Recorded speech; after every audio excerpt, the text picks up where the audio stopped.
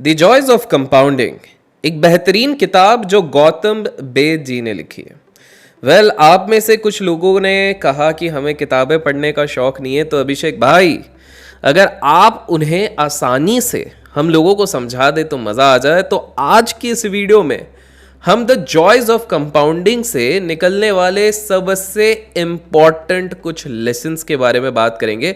And believe me, इस video को पूरी तरीके से देख लिया तो एक तरीके से आपने इस किताब को पढ़ लिया। हालांकि किताब पढ़ने का एक अलग ही अपना मज़ा रहता है, लेकिन आपको ये वीडियो बहुत ज़्यादा हेल्प करेगा। इस प्रकार के वीडियो आपको पसंद आते हैं तो लाइक का बटन याद से दबाएं। चैनल को सब्सक्राइब नहीं किया तो सब्सक्राइब जरूर कीजिए। और सीधे अब समझते हैं इस किताब से मिलने वाली major learning.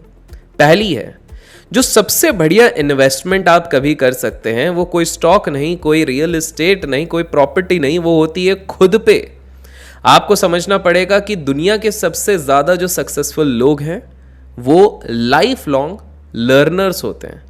Knowledge compound interest की तरह बिल्ड होता है, तो कृपया करके नॉलेज पे ध्यान दें।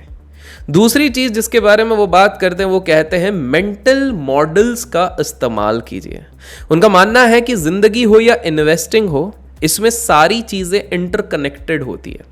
इसलिए आपको कुछ मेंटल मॉडल्स बनाने पड़ेंगे और उसके बेसिस पे चेकलिस्ट बनाइए। जैसे आप दुकान जाते हो उसके पहले एक चेकलिस्ट बनाते हैं, उसी प्रकार से एक चेकलिस्ट बनाइए। इन्वेस्टमेंट हो या लाइफ हो, दोनों जगह पर आपको इससे मदद मिलेगी। तीसरी चीज़ जो ये सिखाती है वो होती है कि भाई पैशन बहुत ज़्यादा ज़रूरी है।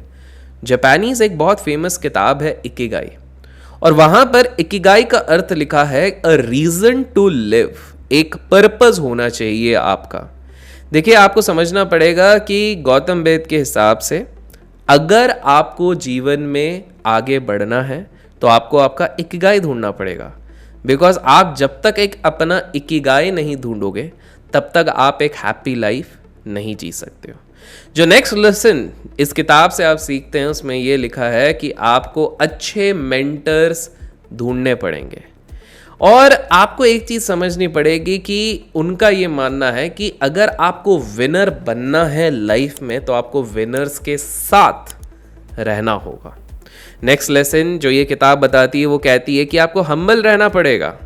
उनका ये मानना है कि अगर आपके अंदर ईगो भर भर के आ जाता है तो आपका नॉलेज ऑटोमेटिकली कम हो जाएगा। आपको समझना पड़ेगा कि कितने भी लोग लाइफ में जितना ज़्यादा आगे जाते हैं उतना ज़्यादा वो हम्बल बनते जाते हैं। नेक्स्ट वो कहते हैं कि हमेशा एक गुड कर्मा बिल्ड करो। उनका ये मानना है कि जो बेस्ट चीज़ एक इंसान किसी के लिए कर सकता है वो ये है कि वो दूसरे इंसान को मदद कर सकता है। अगर आप लोग भी अपने कर्मा को अच्छे से बिल्ड करना चाहते हैं तो याद रखिए, किसी न किसी को हेल्प कीजिए। और याद कीजिए, आज आपने क्या किसी को हेल्प किया है? अगर नहीं किया है तो ज़रूर कीजिए, अगर किया है तो कैसे किया है कमेंट्स में ज़रूर बताइएगा। नेक्स्ट लेसन जो वो कहते हैं कि चीज़ों को हमेशा सिंपल रखने की कोशिश कीजिए। फॉर इंस्टेंस इन्वेस्टिंग की अगर बात करें, इन्वेस्टिंग को बहुत सारे लोगों ने कॉम्प्लेक्स बना दिया, लेकिन आप जितना आसान बनाएंगे उतना आप लोगों के लिए बेहतर होगा। हमेशा एक बड़ा पिक्चर देखिए और इन्वेस्टमेंट डिसीजंस उसी के बेसिस पे बनाइए। ऑथर का मानना है कि जब आप चीज़ें सिंपल रखते हैं तब आप लाइफ में बहुत आगे बढ़ते हैं। नेक्स्ट चीज़ जो ऑथर कहते हैं वो कहते हैं कि आपको ध्यान रखना पड़ेगा कि आप फाइनेंशियल इंडिपेंडेंस की तरफ बढ़ रहे हैं। देखिए, मोस्ट इंपॉर्टेंट चीज़ें जो ज़िंदगी में होती है वो प्राइसलेस होती है। ट्रू वेल्थ क्या होता है? ट्रू वेल्थ वो होता है कि आप जो करना चाहते हो, जब करना चाहते हो, आप कर रहे हो। ट्रू वेल्थ का अर्थ ये नहीं होता कि आपके पास फरारी, मर्सिडीज, बेंज ये सारी चीज़ें हो। ट्रू वेल्थ का अर्थ ये होता है कि आप जब जो चीज़ करना चाहते हो आप खुले दिल से वो चीज़ कर सकते हो। नेक्स्ट जो ऑथर कहते हैं वो कहते हैं आपकी जीवन ऐसे जियो जिसके साथ आप अपना खुद का एक इनर स्कोर कार्ड मेंटेन कर सको। उनका ये मानना है कि आज की दुनिया में मैक्सिमम लोग एक्सटर्नल वैलिडेशन की दुनिया क्या कहेगी, सोशल मीडिया पे लोग मेरे बारे में क्या कह रहे हैं, एक्सेट्रा एक्सेट्रा के बारे में ज़्यादा चिंतित रहते हैं।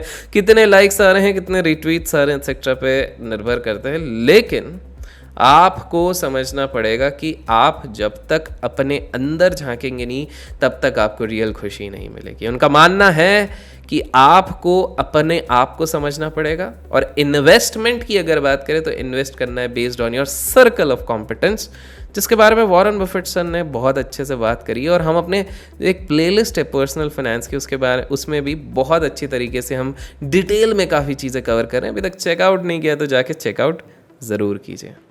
फाइनली एक और लेसन जिसके बारे में वो बात करते हैं, वो ये कहते हैं कि आपको हमेशा डिलेड ग्रेटिफिकेशन पे वर्क करना चाहिए। अक्सर आज के समय पे हर इंसान को ये लगता है कि मुझे आज ही ये गाड़ी खरीदनी है, आज ही ये रोमांच करना है, आज ही सारी चीज़ें करनी है, और इन्हीं चक्करों में वो बहुत बड़ी गलतियां कर बैठते हैं। आपको समझना पड़ेगा कि ऑथर का ये मानना है कि आप जितना ज़्यादा अपने जो नीड्स हैं उनको जितना ज़्यादा आप डिले करते हैं उतना आप लोगों के लिए बेटर होता है। ये तो कुछ क्रक्स थे लेसन्स के, लेकिन वेट अ सेकेंड, अभी पूरी कहानी ख़त्म नहीं हुई है। अगर आप जनरल और इन्वेस्टमेंट प्रिंसिपल्स पे और डेप्थ में जाते हैं और इस किताब को पढ़ते हैं तो आपको और भी इंटरेस्टिंग चीज़ें सीखने मिलती है। बाय द वे, कमेंट्स में ज़रूर बताइएगा अगर आप और भी कोई स्पेसिफिक किताब चाहते हो जिसको मैं आप लोगों के लिए कवर करूं, कमेंट्स में ज़रूर बताइएगा। लेकिन आगे समझते हैं कुछ बिजनेस और इन्वेस्टमेंट रिलेटेड लेसन्स जो इस किताब में और दर्शाए गए हैं। नेक्स्ट लेसन जो इस किताब में दर्शाया गया है वो ये है कि आप एक बिजनेस ओनर हैं और बिजनेस ओनर की तरह सोचिए। उनका मानना है कि एज एन इन्वेस्टर आप कंपनी का एक पार्ट ओन करते हैं, और जब आप एक पार्ट ओन करते हैं तो आपको ध्यान रखना पड़ेगा किस प्रकार से मैनेजमेंट वर्क करिए, किस प्रकार से कंपनी वर्क करिए, और उसके बेसिस पे ही आप निवेश कीजिए। नेक्स्ट ऑथर कहते हैं कि कैपिटल एलोकेशन सबसे बड़ी चीज़ है जिसका आपको ध्यान रखना पड़ेगा। देखिए, कैपिटल एलोकेशन सबसे ज़्यादा इम्पॉर्टेंट टास्क होता है किसी भी मैनेजमेंट का।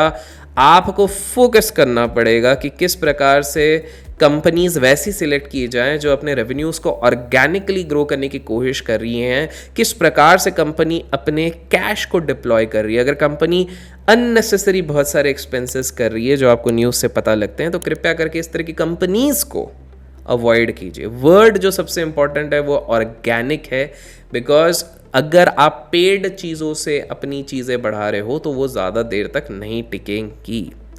फाइनली उनका ये मानना है कि intelligent investing is all about understanding the intrinsic value. देखिए, इंट्रिंसिक वैल्यू की ग्रोथ को अगर देखा जाए तो फॉर्मूला होता है growth in intrinsic value is equal to earning growth plus share holder yield plus minus multiple expansion या फिर कंप्रेशन। ऑथर का मानना है कि the single most determining factor जो इस चीज़ को डिपेंड करेगा वो होता है फ्यूचर अर्निंग पावर, मतलब फ्यूचर में कंपनीज कितना अर्न कर सकती है। तो जब भी आप स्टॉक सेलेक्ट कर रहे हो तो आप इसको ज़रूर ध्यान दीजिए। एंड एट द एंड, जैसे वॉरेन बफेट सर कहते हैं वैसे ही ऑथर भी कहते हैं, मार्जिन ऑफ सेफ्टी बहुत ज़्यादा ज़रूरी है। हमेशा इसी भाव पे आप शेयर खरीदें जहां आपको पता है कि डाउनसाइड लिमिट बहुत कम है, काफ़ी चीप वैल्यूएशन पे अवेलेबल है, सस्टेनेबल कॉम्पिटिटिव एडवांटेज है, क्वालिटी काफ़ी अच्छी है, आरओसी अच्छा है, तब ही जाके आपको ये चीज़ खरीदनी है। आशा करता हूँ आज की इस वीडियो से आप संक्षेप में समझ चुके हैं कि ये किताब किस बारे में है। किताब काफ़ी अच्छी है, आप बिल्कुल इसको खुद भी खरीद के पढ़ सकते हैं, लेकिन अभी के लिए फ़िलहाल इतना ही। आपको क्या लगता है, इससे क्या सीखने मिला, कमेंट्स में ज़रूर बताइएगा। लाइक, शेयर, सब्सक्राइब करना ना भूलें। Till then keep learning, keep growing, keep investing and keep trading.